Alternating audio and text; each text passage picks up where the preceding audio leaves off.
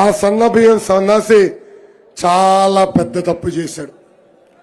రాజకీయాలకి ఎటువంటి సంబంధం లేని మన తల్లిని శాసనసభ సాక్షిగా అవమానించాడు. ఆ సన్నబియ్యం సన్నాసికి చెప్తున్నా, బ్రదర్, కడ్రాయర్తో గుడివాడలో ఊరేగింపు చేపించే బాధ్యత ఈ లోకేష్ తీసుకుంటాడు. ఇంకొకసారి ఇంకొక తల్లిని అవమానించాలంటే, పేరెత్తాలంటే వాడు ఉచ్చబోసే విధంగా చేసే బాధ్యత ఈ లోకేష్ తీసుకుంటాడు. గన్నవరాన్ని అభివృద్ధి చేసింది తెలుగుదేశం పార్టీ. మేము చేసిన తప్పు వల్ల ఇక్కడ ఒక పిల్ల సైకో ఎమ్మెల్యే అయ్యారు.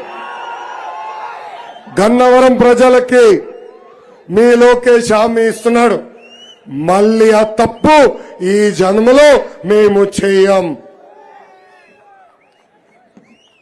ఈ పిల్ల సైకో ఒక మహానటుడు. నేను మంత్రిగా ఉన్నప్పుడు నా ఛాంబర్లోకి వచ్చి సార్ సార్ సార్ సార్ అన్నాడు. గౌరవంగా కూర్చోయ్యా అంటే లేదు లేదు నేను నుంచినే ఉంటాను అంటాడు. ఏకంగా 3 సార్లు అవకాశం ఇచ్చిన పార్టీకి వెన్నుపోటు పొడిచి ఈ పిల్ల సైకో ఆ పెద్ద సైకోతో చేతులు కలిపాడు. 2012లో కృష్ణా జిల్లాకి సగం దరిద్రం పోయింది. అది ఎందుకో తెలుసా? ఆనాడు సన్నబియ్యం సన్నాసి పోయాడు. ఇప్పుడు మిగిలిన ఇంకో సగం దరిద్రం పార్టీని నుంచి పోయింది. అతని పేరే వంశీ. ఈ పిల్ల సైకో చాలా పెద్ద తప్పు చేశాడు.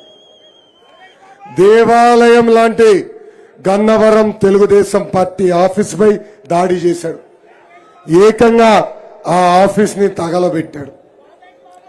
అతను గెలుపు కోసం పనిచేసిన తెలుగుదేశం పార్టీ కార్యకర్తలపై, నాయకులపై దొంగ కేసులు బనాయించి ఏకంగా జైలుకు పంపించాడు ఈ పిల్ల సైకో. ఆ పిల్ల సైకోకి భయం పరిచయం చేసే బాధ్యత ఈ లోకేష్ తీసుకుంటాడని గన్నవరం కార్యకర్తలకి నేను హామీ ఇస్తున్నా. అంతేకాదు, షాక్ ట్రీట్మెంట్ మనం సినిమాల్లో చూసాం. నిజమైన షాక్ ట్రీట్మెంట్ ఈ పిల్ల సైకోకి ఇచ్చే బాధ్యత మీ లోకేష్ తీసుకుంటాడని ఇక్కడున్న కార్యకర్తలకి నేను హామీ ఇస్తున్నా. ఈరోజు ఈ కష్టాన్ని చూసిన వ్యక్తిగా చెప్తా ఉన్నా, రేపొద్దున ఇలా ఉండదు.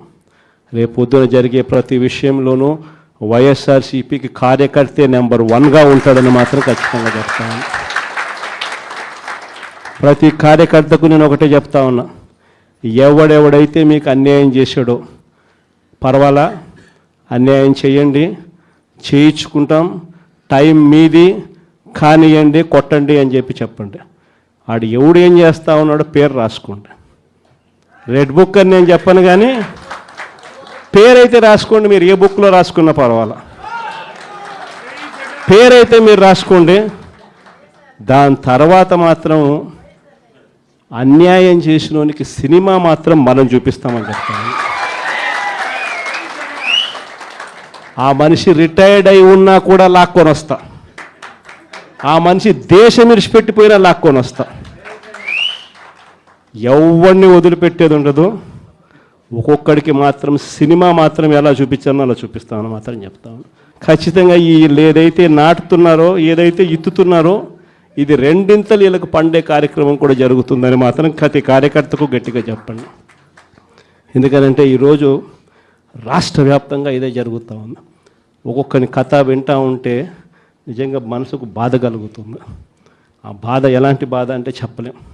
అసలు మంగళగిరిలో ఒక పాపను, కృష్ణవేణి మంగళగిరి పాప, సోషల్ మీడియా పాప తీసుకొని పోయి, ఆడపాపను కూడా, ఆడ కూతురని కూడా చూడుకోకుండా తీసుకొని పోయి హైదరాబాద్ నుంచి ఎత్తుకొని వచ్చి స్టేషన్లలో పెడతా ఉన్నారు. ఇంకొక పాప సుధారాణి, ఆ పాపను నెలలు ఈ స్టేషన్ నుంచి శ్రీకాకుళం నుంచి తిప్పినారు. శ్రీకాకుళం నుంచి కింద దాకా అన్ని స్టేషన్లు తిప్పుకుంటూ 4 రోజుల పాటు బెయిల్ రాకోకుండా తిప్పినారు. ఆడవాళ్ళను ఆడకూతుర్లను కూడా చూడకోకుండా కేవలం వీళ్ళకి వ్యతిరేకంగా పోస్ట్ పెట్టిందని ఇంత దౌర్జన్యంగా జరుగుతూ ఉన్నారు. వంశీ అని ఇప్పటికి నెలన్నర అయిపోయింది. ఒక కేసులో బెయిల్ వస్తుంది, బెయిల్ వచ్చిన వెంటనే ఇంకొక కేసు, మళ్ళీ ఆ కేసులో బెయిల్ వస్తుంది, బెయిల్ వచ్చిన వెంటనే మళ్ళీ ఇంకొక కేసు. ఇప్పటికి 11 కేసులు. ఒక కేసు అయిపోయినాక ఒక కేసు, ఒక కేసు అయిపోయినాక ఒక కేసు. 2 నెలలు దాదాపుగా వంశీ ఈరోజు జైల్లోనే కనపడతా ఉన్నాడు. ఇంకొక దళితుడు ఎక్స్-ఎంపీ నందిగామ సురేష్ పాపం నెలన్నర రోజులు పాపం జైల్లో పెట్టారు. బెయిల్ రాకుండా అడ్డుకుంటూ జైల్లో పెట్టారు. మళ్ళా చివరకు కోర్టుల ద్వారా ఎంతో కష్టపడితే బెయిల్ వచ్చింది. వచ్చిన తర్వాత మళ్ళా 3 నెలలు 4 నెలలు తిరగకపోతే మళ్ళీ ఈరోజు నిన్న మళ్ళా కేసు. వాళ్ళ ఇంటి దగ్గరికి ఒక వ్యక్తి వచ్చి దళితులను కూడా చూడుకోకుండా ఆ మనిషిని ఈయనే తిడతాడు. ఎందుకు నన్ను తిడుతున్నావు అని చెప్పి ఈయన ప్రశ్నిస్తే ఈయన మీద కేసు పెట్టి జైల్లో పెడతా ఉన్న పరిస్థితి మొట్టమొదటిసారిగా ఇప్పుడు చూస్తూ ఉన్నాం. అది ఈరోజు ఇంత దారుణంగా ఈరోజు జరుగుతూ ఉంది. ఇలాంటి పాలన చూసిన తర్వాత చెప్తా ఉన్నా, ఆ బాధలో నుంచి చెప్తా ఉన్నా, ఏదైతే మీరు ఎత్తుతా ఉన్నారో తప్పుడు సాంప్రదాయాన్ని నాటుతూ ఉన్నారు, తప్పుడు సాంప్రదాయాన్ని మీరు చాటుతూ ఉన్నారు. ఈ సాంప్రదాయం ఒక వృక్షం అవుతుంది. మీరు ఏదైతే ఇచ్చారో అది 2 ఇంతలు వెనక్కి తిరిగి మిమ్మల్ని తన్నే పరిస్థితిలోకి ఈ వ్యవస్థ తయారవుతుంది. ఇలాంటి పరిస్థితుల మధ్య ఈరోజు మనం అంతా కూడా ఏకమై ఒకటి చెప్తా ఉన్నాం, రాబోయే రోజుల్లో గట్టిగా పోరాటం చేద్దాం. సంవత్సరం అయిపోయింది కళ్ళు మూసుకొని కళ్ళు తెరిచేసరికి. ఇక కళ్ళు మూసుకొని కళ్ళు తెరిచేసరికి మరో 3 సంవత్సరాలు కూడా అయిపోతే దాని తర్వాత మాత్రం వచ్చేది మన ప్రభుత్వమే. మంచి రోజులు ఖచ్చితంగా మనకే వస్తాయి. ఒక చీకటి అయిపోయిన తర్వాత ఒక పగలు రాక తప్పదు అన్నది ప్రతి ఒక్కరూ గుర్తుపెట్టుకోమని ఈ సందర్భంగా కోరుతాను.